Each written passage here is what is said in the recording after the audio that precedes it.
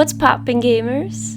Abaddon is alphabetically the first hero in the Dotaverse, so he is also the first hero who I will make an exclusive video about.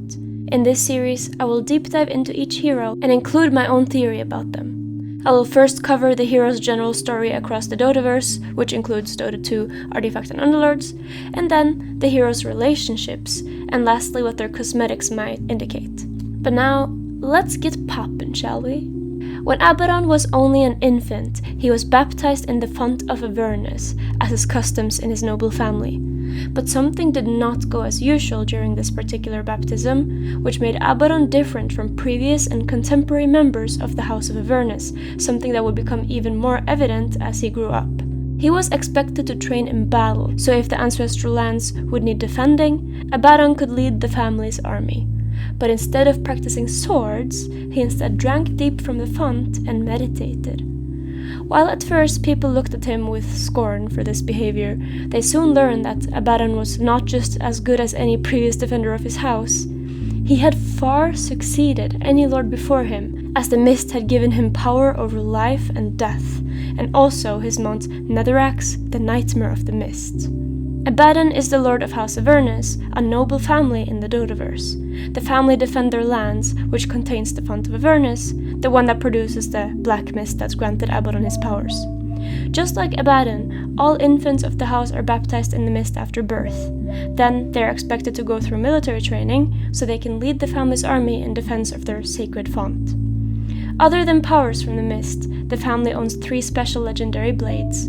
We only know for sure that one of them is the Mistbreaker, but it's also likely that Darkstar, the Mistforged, is one. The Font of Avernus is a crack in the stone within the lands guarded by House Avernus. From the crack, mystical vapors flows, which is breathed in, bathed in, and drank by the family members.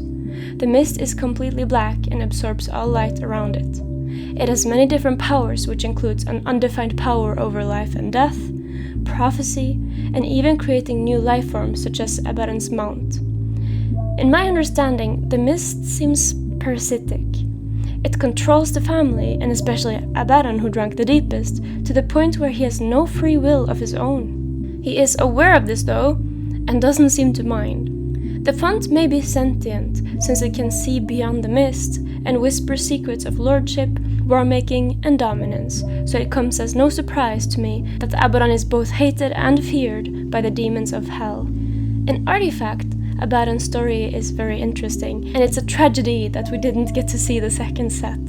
It sounds simple enough, but when you think about it, what it means has endless opportunities.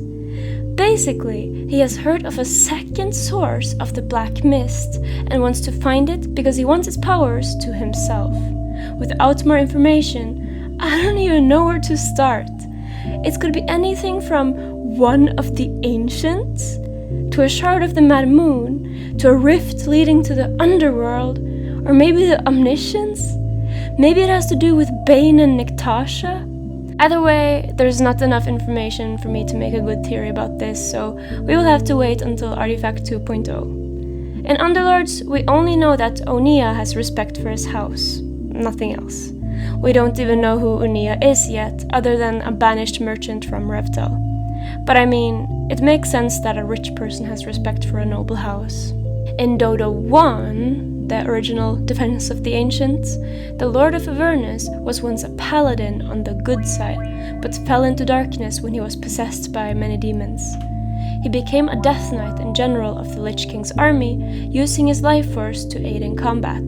But just so we are 100% clear, the Dota 1 lore is not canonical at all in the Dota 2 world, other than in a theory that Dota 1 and Dota 2 are 2 different outcomes and sister planets existing in the same universe. Watch Theraxionslax's video about Earthshaker's Arcana for more info about that.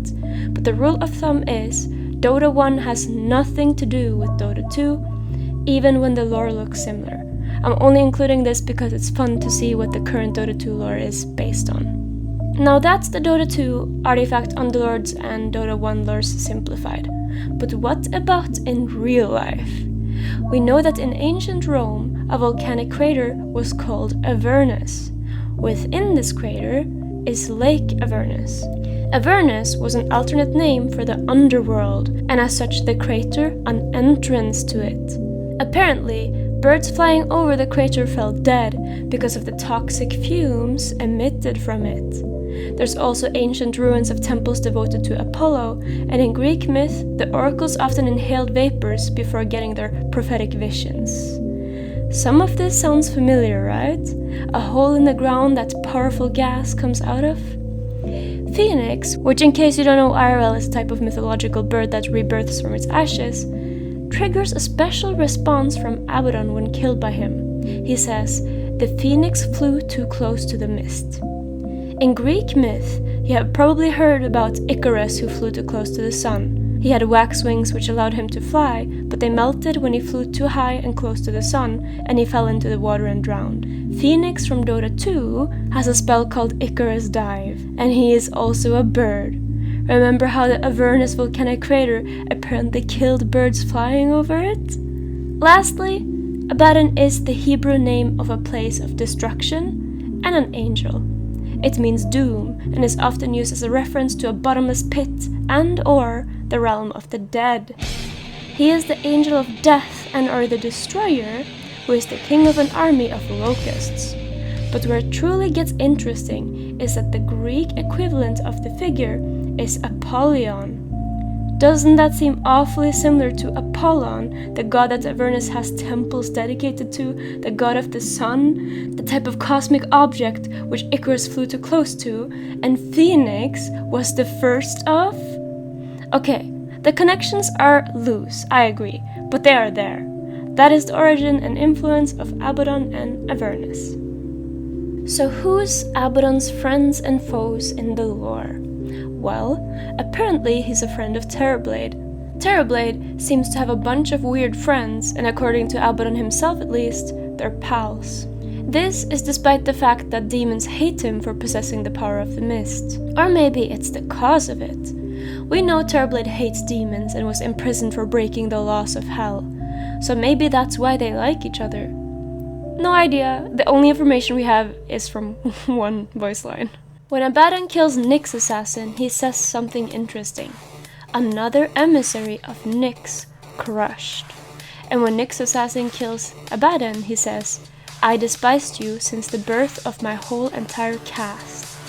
It is quite obvious that the two of them have a history of rivalry. But before we talk about what went down between them, who is Nyx's assassin? Well, contrary to common belief, he is not actually called Nyx. Nyx's assassin is a title for the elite zealot scarabs of the Hidden Hive.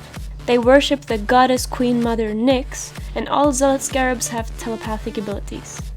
Nyx is in complete control of her select assassin, and they will kill without question whomever she may target. Now it could be that a previous Nyx assassin was sent to kill Abaddon, but then he killed it, and like he has implied in his voice line, causing there to be a feud between the kinds. But that does not explain Nyx's assassin saying he despised Abaddon since the birth of his entire caste. That means that he has hated Abaddon for longer than Nyx's assassins have existed. But does that then mean that the Nyx assassin caste has existed for less time than Abaddon has lived?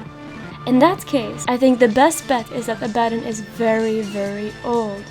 He does have power over life and death after all, and maybe the mist-absorbing light has something to do with Nyx in Greek myth being the goddess of night?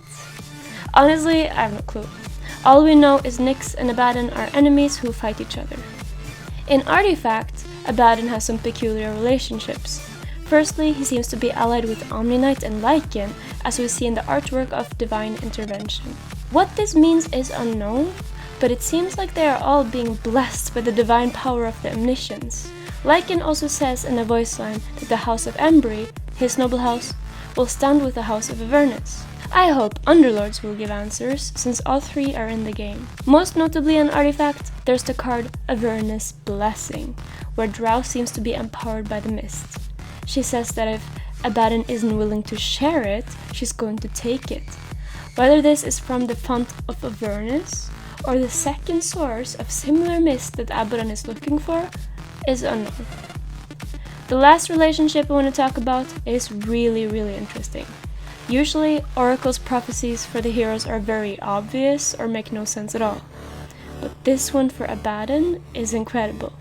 Oracle says, Beware lest you drown in the Font of Avernus. And with that, it's time to take a look at some of his cosmetics and connect some dots. Alright, so now that we have all the basics and details covered, let's dive deep into speculation territory. Once again, let's take a look at some old cosmetics. First of all, Abaddon seems to possess the demon edge, but they don't really look similar at all. So whether it is the one from the item shop but altered, or a different one that has the same name, we don't know, but he does own it. Secondly, his mounts tend to look like horses or dragons, but there's one version where it's an ox and another where it's... yeah, what is that? Some sort of invertebrate? Like, seriously, what the heck is that? But anyways, whether this means in different timelines he has different mounts, that he owns multiple mounts at the same time he changes between, or that his mount just has the ability to change its appearance, is unknown. But now, let's address the title of this video. Did Abaddon drown, and is he now undead? Let's look at his bio again. He drank deep from the vapors that welled from the font, learning to blend his spirit with the potency that flowed from far beneath the house. He became a creature of the black mist. The powers of the mist had given him mastery over life and death beyond those of any lord the house had ever known. He has become a creature of the black mist, now a being of unnatural powers. And from mist coil, a mysterious vapor from the Font of Avernus now infuses the breath of Abaddon, who releases it at will. So he has drank so deep from the font, he has blended his spirit with the potent mist, becoming a creature with unnatural powers over life and death, and he now has the mist basically vaping out of his mouth at all times. Has Abaddon just become a host, a vessel of the mist? He is no longer a person, just an empty shell that carries the sentient will of the mysterious power? Whether or not he is, whatever he is he alive? Now, the next cosmetics we will look at doesn't have a lore text, so this is based on titular and visual clues only. But I think I might see a pattern. Almost all of the sets has something to do with death, spirits, or the diabolic. Abaddon and Avernus in Greek myth is also connected to the underworld. Whether it's a version of him where he is an oni, an ogre-like type of yokai, which is a spirit in Japanese myth, or literally a reaper with a scythe and dead horse, it almost exclusively always has to do with death. But wait, in one, he has water-themed armor and some sort of ocean-originating mount, and the set is called Drowned Horseman. What was that the oracle said?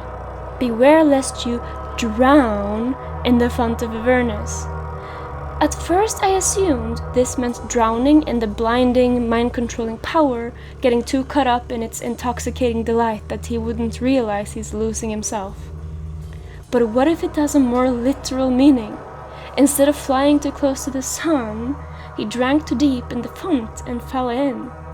In the brine-bred cavalier, we see his actual face, with a crown, and obviously death and underwater-themed set.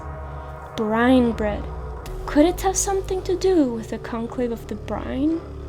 But wait, if he is undead, how come we see a younger face in the Endless Night cosmetic? Well, I don't think he is completely undead.